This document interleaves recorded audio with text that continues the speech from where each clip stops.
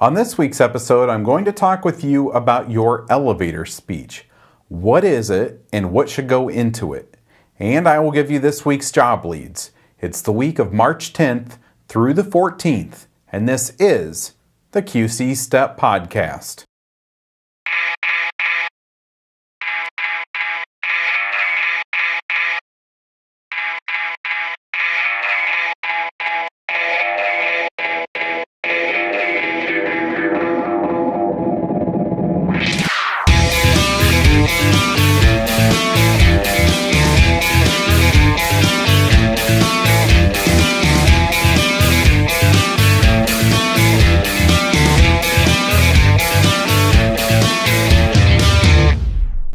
Hi, and welcome to this week's episode of the QC Step Podcast.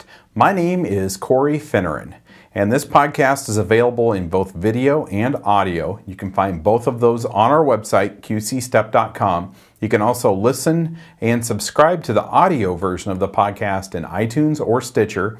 And the video, in addition to being viewable on our website, it's also on YouTube and is closed captioned through YouTube's services.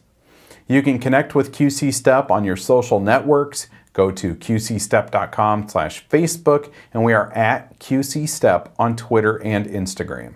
And if you have a question that you would like answered by me on the podcast, you can submit them through Facebook or Twitter, or you can email them to me, info@qcstep.com. And I've been talking the last few weeks about the job fair and the career fair that are coming up. Last year, I spent several episodes on the job fairs. Episode number 16 was an introduction to the job fair discussion. Episode number 17 was on what to wear to a job fair. Episode number 18 was on how to start a conversation at a job fair. Episode number 19 was on how to sell yourself at a job fair. Episode number 20 was on how to end a conversation at the job fair. Episode number 21 was a review of all of those topics, and then episode number 22 was on how to follow up after a career fair. Well, in this episode, I'm going to kind of cover two of those topics, how to sell yourself and how to start a conversation. And today I'm going to talk with you about creating your elevator speech. And some of you may be saying right now, what the heck is an elevator speech? And in fact, probably most of you are saying that. Well, an elevator speech is basically what you say to introduce yourself to a potential employer. It's called an elevator speech because it's supposed to be short, probably about the length of your typical elevator ride. So when you're at a job fair or a career fair, or even with introducing yourself when you turn in an application, or the first time that you meet a potential employer, being able to showcase yourself, your strengths, your abilities, and your experiences in a short period of time, that will help you with making a good first impression with the person that you're talking to. My suggestion is, if you've never had an elevator speech before, and most of you probably haven't, you should probably keep it somewhat simple and somewhat short, maybe just 2 to 3 sentences.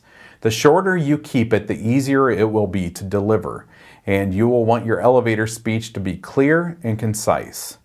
There are different types of elevator speeches. You can highlight your work experience, you can highlight your strengths, or you can take kind of a more creative approach with your elevator speech. We're going to look at all of those, but let's start off with an elevator speech that highlights your work experience. And if you have good work experience or volunteer experiences, and that's what you feel you should be selling to a potential employer, then create your elevator speech around that. So I'll give you an example. My name is Corey Finneran, and I've been working in retail for about a year. And in that time, I've been promoted with my job, and I've also developed the skills to provide customers with the best service possible. So in those 2 sentences, I gave them my name, I told them how much experience I have, and I talked about a skill that I have that would be valuable to them. And that's why they should continue talking with me. That's why they should continue this conversation. I can offer their business something. That's good customer service. Now let's say you don't have any work experience, which, by the way, you should have some work experience. Even if it's not a real job, if you haven't worked a real job before, either training experience or volunteer work. It's things like your elevator speech and your interviews that you should be doing those types of things so that you do have experience to talk about with a potential employer. But let's say you don't have any work experience. You will probably want to talk about your strengths in your elevator speech. I know that it's hard to identify things that you're good at, and it's hard to kind of talk yourself up. And we're told our whole lives, don't brag about yourself. Well, when you're talking with a potential employer, you kind of need to brag about the things that you're good at, but you want to do it in a way that doesn't sound like bragging. That's kind of a tough thing to do. So let's say that your strength is that you want to sell in your elevator speech is that you have great attendance at school. Let's say that you maybe even have perfect attendance. Reliability is something that employers value, and perfect attendance is rare.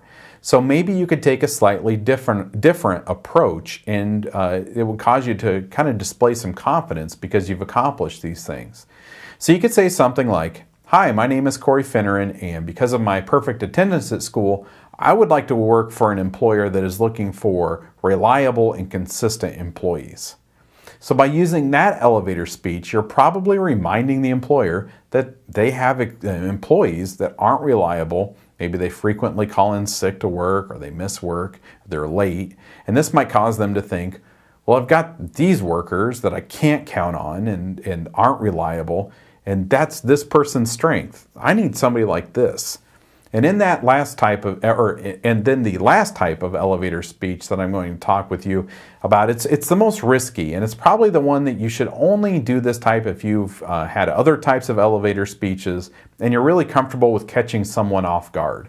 The goal is to catch them off guard in a good way, but you don't know that person very well. You're not sure how they're going to react or respond, and so it's kind of a high risk thing. The goal is to be creative and unique and catch their attention in that way. I've used that type of elevator speech before, so I'm going to give you my example. I do a podcast on the Chicago Cubs. So when I go to industry conferences for new media and podcasting, everyone always asks, what do you do? So of course I tell them about QC Step, but I also tell them about my Cubs podcast. So instead of saying, oh, I do a podcast on the Cubs, giving fans news and commentary, instead of saying something like that, which is kind of boring, I say something that leaves them really curious about what I do. So I say, my name is Corey Finneran, and I do a podcast on a century of misery and disappointment. Well, that elevator speech, it's kind of bleak sounding, and if you didn't know, the Cubs haven't won a World Series since 1908. But nobody is going to hear that elevator speech and say, oh, cool, well, it was nice to meet you. They're probably going to wonder, what in the heck is that podcast about, and why would someone talk about 100 years of misery? Like I said, this can be a difficult type of elevator speech, and I would really suggest sticking to the elevator speeches that focus on experience and strengths. But if you have an outgoing personality and you can really craft something creative, it might be something to consider. An elevator speech is not easy if you've never done one before. Practice your elevator speech over and over. Practice it until it sounds natural and it doesn't sound like it's something that you've memorized. Once you have it perfected to where it doesn't sound memorized and you're not really thinking about the words that you're having to say, then you can display a little bit of confidence. You're immediately going to be more confident in what you're saying. Believe in yourself and what you're saying about yourself. You have experience and you have skills, so let that confidence show. And most importantly, smile. You want to appear that you're happy to meet that person and you're happy to tell them about yourself. The purpose of an elevator speech isn't just to showcase yourself, but it's really to start a conversation. And you want to make that person to decide that they want to continue the conversation with you. Elevator speeches, they're not an easy thing. And you will probably second guess yourself a lot when you're creating it. And if you would like any help with your elevator speech, Gary or Carrie would be happy to coach you. And if you email me, info@qcstep.com, I would be happy to help you with putting your elevator speech together.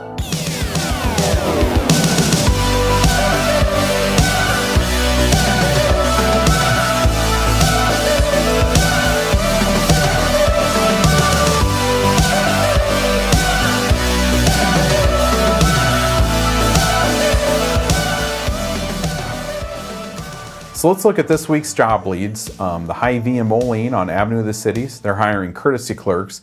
The JCPenney in Moline at South Park Mall, they're hiring customer service specialists.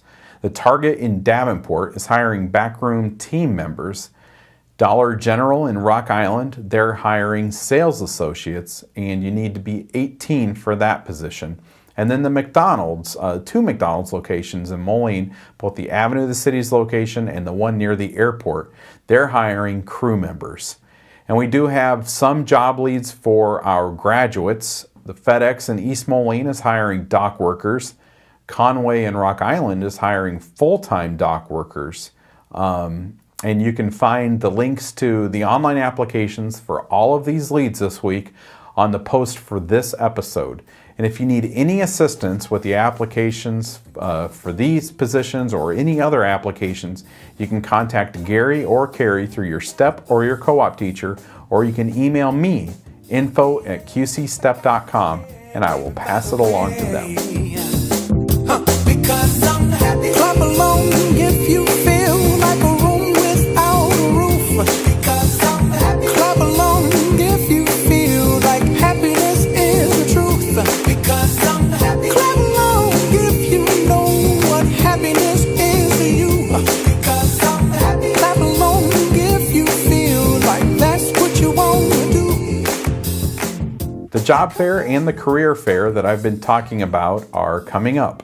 The Blackhawk College Job Fair is on Wednesday, March 26th from 10 a.m. to 2 p.m. That's in Building 3 in the Upper Gym. And then there's the Career Fair for people with disabilities at the iWireless Center. That's from 10 a.m. to noon on April 7th. And there's a presentation session before it from 9 to 10 a.m. And if you would like to prepare yourself for these fairs and get the most out of the opportunities, go back and watch or listen to episodes 16 through 22 from the podcast last year. I talked about those episodes earlier in this episode, and they will help you increase your chances of having success at these fairs. Thank you for watching, listening, and downloading, and I will be back next week with another episode of the QC Step Podcast.